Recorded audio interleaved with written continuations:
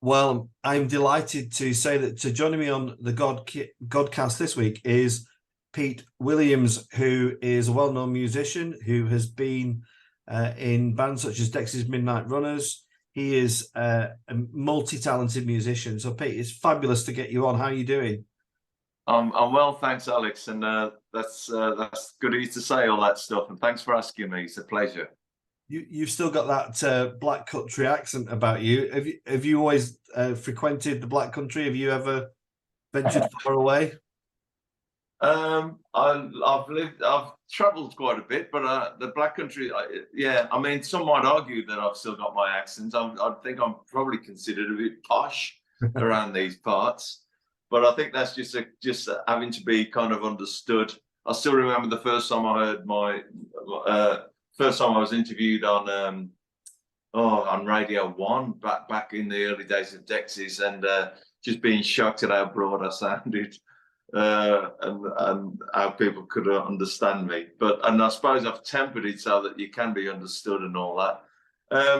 No, I'm from the Black Country, and I still live in a little place called Bearwood on the edge of the Black Country, really close to Birmingham.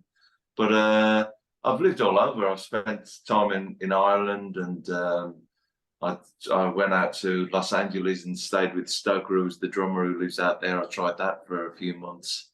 But no, mostly, and I've worked a lot in London doing rehearsals and stuff like that, and lots of recording. Sheffield's a town I'm very fond of. That's where I've recorded all my albums. But it's a strong piece of elastic that pulls me back to the Black Country. Yeah. Although we are considering upping and doing a little bit of me and Debbie, my wife, we're thinking about doing a bit of traveling, throwing ourselves at Europe, if we can. Yeah. But no, the Black Country it's a strong bond, I think. Yeah, I think it's quite natural, isn't it? I grew up in Burnley, so and I love it here, and I'm always drawn to the northwest. People often say, "Would you move away?" But I don't think I would actually. I'm very happy where I am. Now let's take a little bit of a trip down memory lane, Pete. What was life like growing up for you? Was your family musical? Were they musicians in any way? My dad was on my dad's side of the family. It's Welsh roots, and my dad was a violinist as a boy, and my uncle was a pianist. My uncle Stan. And music was always around. It was a big part of all around the piano, and singing songs, beers on the piano, Christmas parties, any excuse for the Williams side of the family to sing. So it was around. My brother was encouraged. There was a piano in my house, and my brother was encouraged. My elder brother Andrew was encouraged in that. And I've got lots of memories of my dad standing over him saying, time in, Andrew, time in." And he's just pretty strict. And he had lessons. And I was given a clarinet. My dad came back from work one day, and I think somebody at where he was working gave him a clarinet. So they couldn't get on with the clarinet. When I was about 11, and I just started my secondary school, and then you could have lessons. So and get out of maths, more importantly, for 25 minutes in those days. And I'm thankful to that, because I learned to read, and I still play the clarinet. I love the clarinet, or the misery stick, or the tube of gloom, as it's called, if I get it out with the boys in the band. But there was always music around, Yeah. and Sunday mornings were always Sinatra records or Shirley Bassey or something like that. Always played in our house. I was going to ask Pete, but you maybe alluded to the answer here, where you said Sunday mornings were about Shirley Bassey. Was there any religion in the Pete Williams household? Were your parents, of a certain genre age, were they religious people? They weren't really, Alex. And it wasn't. Although we went. Me and my brother were packed off. We did attend Sunday school for about 6 months, but I think that was because the chap who used to run the Sunday school classes in the local community hall where we lived on our street, and they'd have the Sunday school anniversary, and there's pictures of me in a blazer that my mum made for me. Mum used to make clothes, but there was nothing. There was no we weren't really a religious family, which is unusual because of the Welsh roots, I suppose, in a way. But not really. I mean, there was lots of love and in our house, and Mum was raised up in the prairies of Canada until she was 16 and moved back to the Black Country. And I always felt Mum in particular was a very spiritual kind of person and loved nature. But as far as any formal religious upbringing, it's a funny thing. Years later, I was going out with a girlfriend of mine, Moira, from Enniskillen in Northern Ireland, and we went to visit a friend of hers about 1981 in West Belfast. And a kid was running past me, a kid about 10, and he ran past me. We were walking along the street, and he stopped and he said, "Are you a proddy dog?" And I went, "I don't know, mate." And I really didn't know. I was 21. Yeah. Proddy dog. I knew that was slang for Protestant. Yeah. And I said, "I don't know, mate." I said, "I think I'm Church of England." And he went, "Right, you wait there." And ran off. And Maura said, "We better clear off and make ourselves scarce." And actually, we went to visit a friend. But and what? The funny thing, it never really, my other half, Debbie, was raised from Liverpool, was raised Catholic and had to attend mass and did a first communion and all that stuff. But not really. Not my family, not really. And what music were you listening to as a young kid, Pete? What was your kind of? Well, music. I didn't take a great deal of notice of music. I do remember hearing the first single that was bought for me was "Voodoo Child" by Jimi Hendrix. Just because, and I remember, and that must have been when I was about 10, when it came out, 10 or 11. And I just remember hearing it. It was just made such an effect on me, such a mad sound. But I had that, and then it wasn't until a few years later, which kind of coincided with puberty hitting me, that I took an interest, and I used to sit in there, listen to the charts on a Sunday, in the car that we had. Mum and Dad had let me sit in the car and listen to the charts, and that was like, I mean, I was a Bowie nut. As soon as I heard David Bowie, I was a big fan. I joined his fan club. I was a Bowie freak, and he signed up to the only fan club I've ever joined. And I used to get a brown manila envelope with the photo in the news and stuff like that. So I loved Bowie. I loved all the glam stuff that was happening. Slade and T-Rex and all that stuff, as you'd expect of somebody my age. Music kind of hit me along with puberty when I was about 13 or 14, something like that. And was your intention, once you'd become a young musician, was your intention to be in a band? Was that the goal? Yeah, it was really. I mean, I bought a bass guitar when I was 14 off a kid at school, and I didn't know that you needed an amplifier. I think I'd seen, or I did have the paperback book of That'll Be the Day, Ray Connolly's That'll Be the Day, which was a film with David Essex. And at the end of that, he buys a bass guitar from the shop. And I think, looking back, I think that influenced me.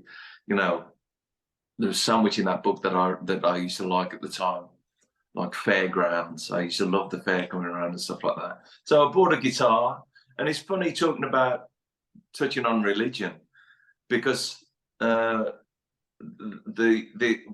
first band that we formed, there was a mate of mine, Mickey Keith, who lived on Whiteheath on the estate where I'm from, and he bought a guitar. He was a year older than me. He bought a guitar. I got a bass guitar at 14, there's a friend, another friend of ours, Anthony, who got literally got biscuit tins and Tupperware tubs.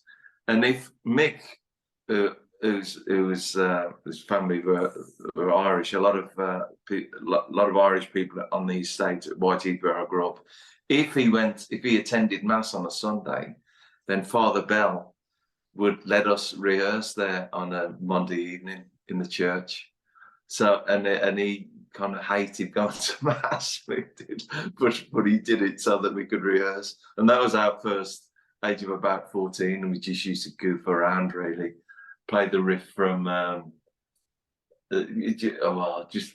from 20th Century Boy or something like that over and over again, and try 12 bar blues and get our heads around music. But that was, like I say, that was, if we went to mass, we could, the Father Bell would let us use the English Martyrs Catholic Church in Whiteheath, where I'm from. And as a guy who did his growing up in the 80s, Pete, I can only look, I'm a huge Depeche Mode fan.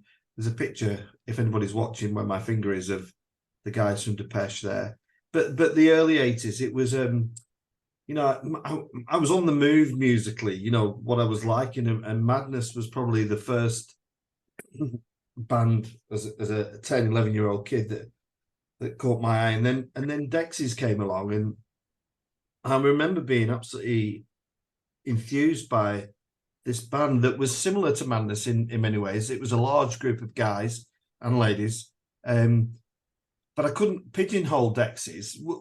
What was it about Dexys? Just perhaps share us how you became part of that setup, Pete, but actually about the creation of the music, because it was a bit like ska, but it was a bit folky, and I just couldn't pigeonhole it. I still can't pigeonhole it, really. So if you're happy to just share a bit about that. Yeah, I mean, where to start? I mean, punk rock happened. I think the thing with Dexys, Dexys Midnight Runners, was there were a group of us, kind of mostly in the rhythm section, that came out of punk rock. I saw the Sex Pistols in 1977. Me and Kevin Archer, who was at the school with me. He was in a year above me at school. And that was a massive influence on us.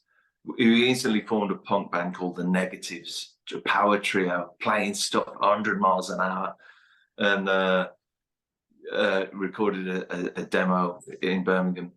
Kevin Rowland was in a band called the Killjoys at the time that we were aware of. We used to go to a club called Barbarella's and see that.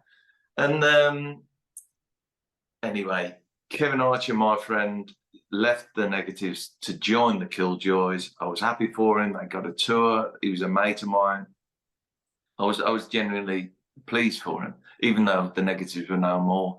But it was if you pardon the French, it was the arse end of punk rock, really. We could, and the time was right for something else to start.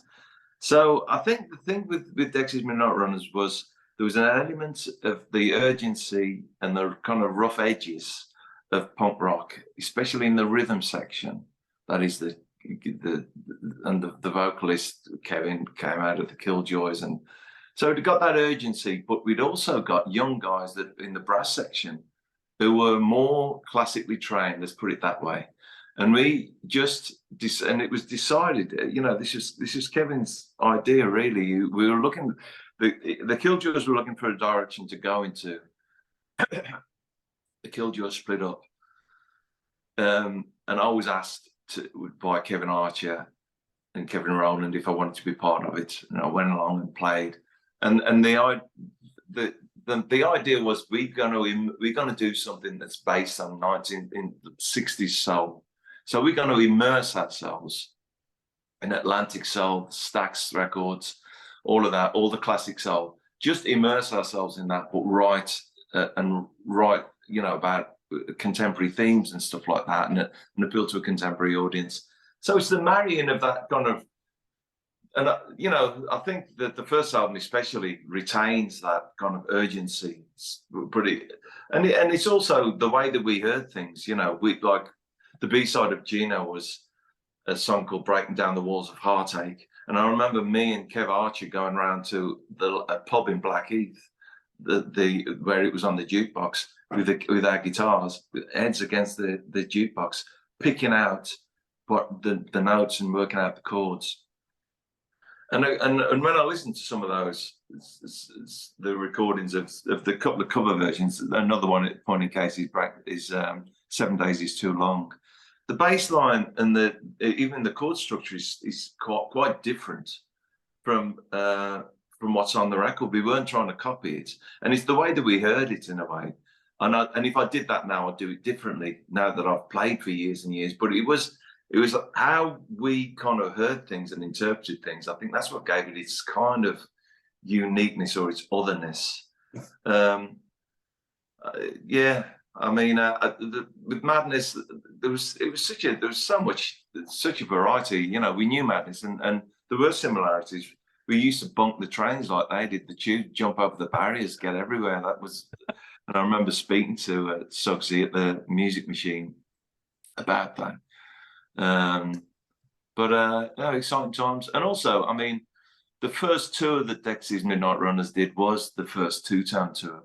Madness did the first half, and we picked it up at the top of, we picked it up in Carlisle and came down the west coast along the bottom and finished in London, because Madness halfway through went to New York because they were signed to Stiff Records.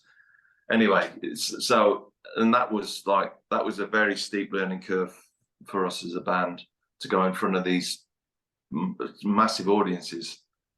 The specials were very good to us, and it's a funny thing that I don't know whether you know, but I was asked by the specials, which turned out to be the last tour that I did with Terry in 2021. We did 21 dates with me and my band as special guests, which was weird because that was the first tour that I did as a 19-year-old. And then in 2021, I was invited to be special guest on that, which was very generous of them to do. Yeah, that must have been extraordinarily poignant for you, particularly as Terry died not long afterwards. That's right. Yeah. When did you feel that the band were heading in an upward trajectory? Was there immediate interest in you as a band, or no? We slugged away. I mean, you have to remember. I mean, Geno was #1 in 1980. The band was formed in the summer of 1978, and we worked really hard. We managed to get like a monthly or bi-monthly residency in Birmingham at a place called the Imperial Hotel. And then a buzz started to happen. It's there that I kind of remember there's more people and then it became packed. And that's where Jerry Dammers and Horace Panther came to see us and took an interest and kind of said, do you want to be on the two? They just formed the label, the two-tone label through Chrysalis Records. And they offered us, they said, why don't you release something on our label? But we didn't want to, us being us, we didn't want to be part of any kind of scene. We for right or wrong, we kept ourselves very singular and away from the rest of any kind of scene, really. Yeah. And did you enjoy the success, Pete, or was it troublesome? Well, you know, there's a large group of people in that band. You know, did it take much for disagreement to happen? Well, one of the skills that you have to learn as a musician, and it was like just 8 blokes and a driver and a tour manager in minibuses. Touring was intense, you know, long tours that we did and spent a lot of time in each other's pockets. One of the skills that you learn is knowing when to sit on your hands and bite your lip, and not, because it can get very heated with a lot of young guys and a lot of egos in the van, and just attitude, just, you know, I was like 19, 20 and all that stuff. But no, it was the thing that I valued the most really was travel. I loved seeing new cities. I loved going into Europe. We went to New York when we were all mates and all close, and New York was really exciting then. It was like walking onto the set of Kojak, and it was dangerous and exciting and thrilling. I remember Ray Winston was at the same hotel as us because they just had an American release for Scum, his film, and he was out there promoting that. And he was, I remember speaking to him. But yeah, it was that was the main thing. The fame, I mean, Top of the Pops was really thrilling doing that because I'd grown up with it.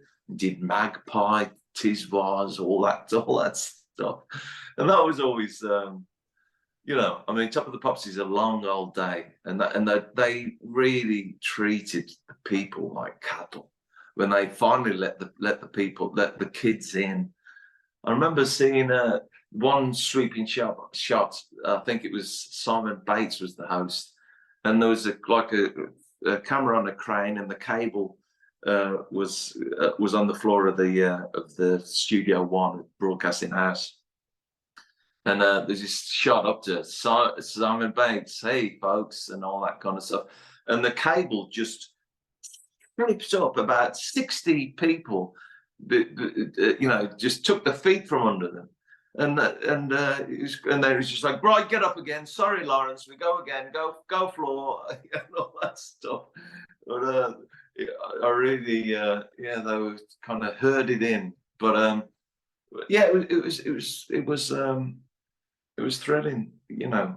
And what was Pete? What was the demise of the band, and what was your reason for walking away? I've interviewed quite a few guys from bands, and Rick Witter from Shed 7, you know, just basically said it just fell apart really, and it was a natural end. What was the case for you? Well, it was part of it is exhaustion really. It wasn't just me that left. It was 5 of us that left in Zurich at the end of 1980, following a decision that we didn't really agree with. It of a single that didn't do anything. Wasn't. I don't know whether it was broadcast. It didn't sell any. That was already recorded in Berlin, I think, while we were on tour. But I mean, looking back on it, it was kind of exhaustion. You know, we were worked really hard, and at the end of there was no kind of falling out as such, but there was just a feeling of that we just needed a break. I think everybody just needed a break, and it's so long ago, you know, Alex, and each time I tell it, it's really hard to dredge up. Yeah. But there's been this, you know, I'm asking because I know there are fans of the bands. What's the situation now, Pete? Because Kevin's been around, hasn't he, doing stuff in recent times. And I watched a clip this morning of the Jules Holland Hootenary. I think it was 2012. Where you look like you're having the time of your lives. It looked like it was great fun to be back. What's the relationship like now, Pete? Are you happy to be away from it, or? Well, I left after we played Glastonbury in 2014. We worked really hard. We made an album. I played bass, and live I was co-frontman with an album called One Day I'm Going to Soar that we worked really hard on. And I'm proud of all the stuff that we did with that, and some of the shows were great, and it was great fun. And travel again. We did an Australian tour. It was great. It was great to be working with Kevin again. When he asked me, he contacted me and asked me whether I'd be a part of it. Originally in 2003, when we worked together on that and worked on a show, not as a bassist, as a co-frontman. No, that was great. We did some really good work, and he's got an album out now, and I wish him well with that. And I know a couple of the guys that he's working with. But I left in 2012 because to finish the album I was working on, and to work on my stuff. I've got 3 albums out that I'm very proud of. I've got one that's pretty near complete at the moment. You know, it was good. There was no that first incarnation was very confusing. We were all exhausted. The manager at the time was playing one faction against another. I say faction, it wasn't a faction. We knew that I've seen people say stuff about that we were going to carry on without Kevin as Dexys Midnight Runners. Well, that's nonsense. We knew that Kevin had the name registered.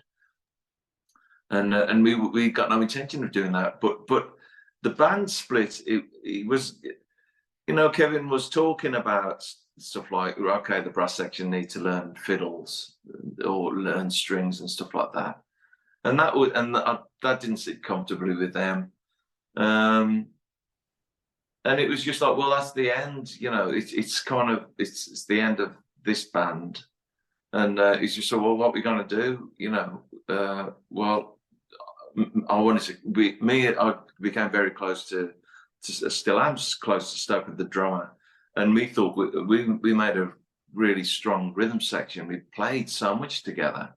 We knew that we wanted to carry on, and you know, 5 of us ended splitting up in Zurich.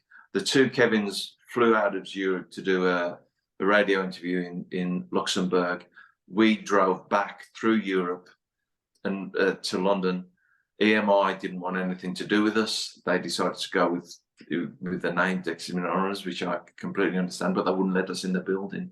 So we came back, 5 of us came back to the UK and formed what became a band called The Bureau.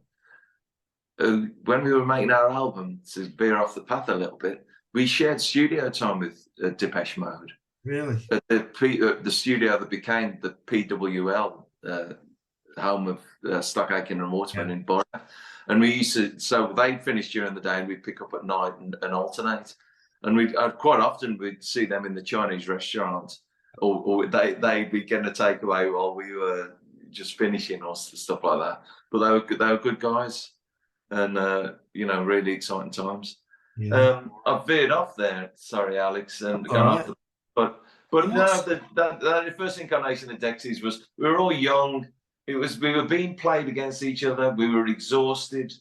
You know, I mean, we came back with the Bureau with 5 of us from Dexys, Mick and Jeff and Steve, me and Stoker. Then we auditioned for a singer. We knew that we wanted to be more filmic, more just kind of more towards jazz in a way, but more cinematic is what we wanted, what we were aiming for. We were listening to lots of soundtrack albums influenced by Lalo Schifrin and Jimmy Smith and people like that. And you had a bit of success, didn't you? But not in the UK. It seems that you was kind of overseas that the Bureau was received. Ain't that just insane? I mean, that was like, we had a sizable advance from Warner's and sold our publishing to Ireland. And it was like, and we got a great single. The band was sounding great. And then the record company didn't release the album in the UK. So it was crazy. But it was released in Southern Ireland. It did top 5 in Canada, New Zealand, Australia. It's the weirdest thing. I remember seeing Mickey Virtue out of the keyboard player out of UB40 after they did their first Australian tour, and he came back and I bumped into him in town, and he went, "Mate, you couldn't get away from that bloody Only for Sheep. That was on everywhere. That was the video being played in the bars and all that kind of stuff, but not released over here."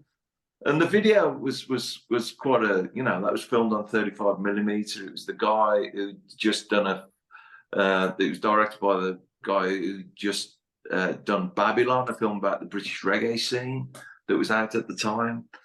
Keith Allen helped us a lot with that one. He's the guy in the sheep's mask. If for those that are, that's Keith Allen under the mask driving a car. And our dear friend Mike Lay, who's a photographer, he helped a lot with that.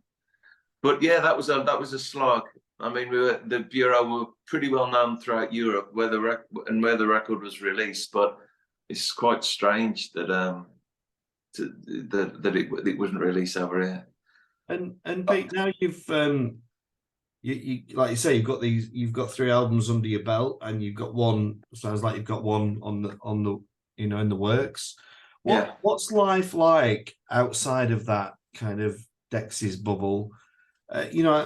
One of an artist, I don't know if you're familiar with the work, is a lady called Lone Lady, who's based in Manchester, and she's a fabulous artist, but she talks about the struggles as well. It's not easy. Record labels aren't going to sell vinyl in the quantities that they would in the 80s. So even for an established gentleman like yourself, Pete, who's been in the business for a long time, can you just tell us what it's like actually starting out fresh and producing new music? Well, it's what's the lady's name from Manchester? Lone Lady. Oh, I'll look into that, Alex. Yeah. She's fabulous. Okay. Yeah, it's not easy, like everything. I mean, it took a battering from lockdown and all that. Obviously, Brexit didn't help for reaching out into Europe. I know lots of people who work as crew or front of house or lighting that's it's really damaged their money making potential, or make a living. I'm not going to just sit here and bellyache, but it's not easy. I mean, I've got 3 albums out and I've self-financed them. They're on my label. I've got no management. I haven't got an agent, even though wherever I play, I win audiences. And we played the new performance space at the Symphony Hall recently and sold that out. It's difficult, and I mean, there's a lot of people don't expect to pay for music anymore. I mean, I've just done 21 dates with Simon and Oscar. They asked me, their manager contacted me of Ocean Colour Scene. They've just done a tour of lovely theatres, a stripped back, semi-acoustic, billed as an evening with. And that's been me and Andy, my guitarist, have been going out, playing these 650 capacity venues, theatres and it's, it's a 50-minute set. It's kind of like, it's almost like a shared billing thing, build a special guest, but I get 50 minutes. It's not just half an hour support and gone. So that way you can build a set and you can engage with people and pull them in, and they get to see more of you. I can tell more of my stories, bring it down, not just hit them hard for half an hour and hope that they get it. And it's like, so what we do is, I put petrol in the car, we pick Andy up, equipment in the back, we go up to the lakes or go down south or go wherever we went, Sage at Gateshead, and you do your stuff and you hope that people are going to turn on to what you do and hope that they're going to go out feeling better about themselves than when they walked in, and buy some vinyl and buy some buy CD or buy some vinyl. And that is a direct way of dealing with people. I mean, there's Bandcamp, there's other ways, there's other streaming platforms and podcasts like you're doing, and Patreon and that kind of stuff. But it's not easy. It's really hard, I mean, I'm doing the next live show that I'm doing is on the 14th of September at Serbian Orthodox Chapel in Soho Square, the House of St. Barnabas, it's called. I've been there, Pete. I've actually been there. Have you, Alex? I was there. I've heard great things about it. Well, I don't get to London very often, but I was there, and a long-lost relative of mine said, "You need to meet me in Barnabas Square. I'm going to show you this amazing place." And lo and behold, she did. And when I saw that you were playing it, I thought, well, I've got to ask Pete about this, because this is it's an amazing little venue, isn't it? It's absolutely beautiful. It's been recommended. My bass player Lawrence is a member there, Right. and he told me about it. He told me that they do a lot of really good work for retraining people that've been on the streets. Yeah. It's a charity that, you know. So I was happy to do that. I mean, I've done stuff for shelter and crisis as well, and I think, and that's up to you as well, Alex, for what you do. I had a bit of a dig, and I know that you do really good work. Thank you. But yeah, that's on the 14th of September.